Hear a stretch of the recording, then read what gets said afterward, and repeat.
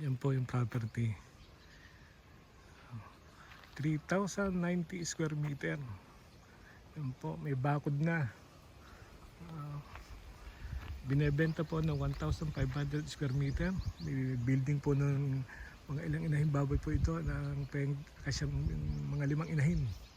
Andun po yung mga lagay ng mga patiner. May bahay pong maliit. Ito po yung palabas. Yung may gate na po yun.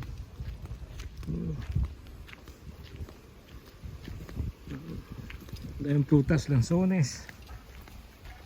Lansones, langka, guyabano. Ito po yung daan po palabas. Pasok po sa sasakyan dito.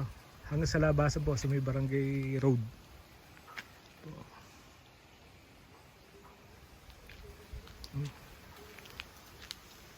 Direkta po tayo sa may-ari. Titulado po ito.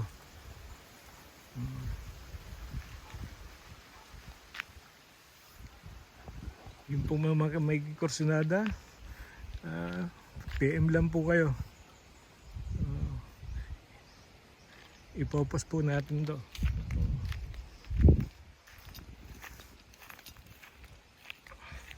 Ito ang gandang property, patag po.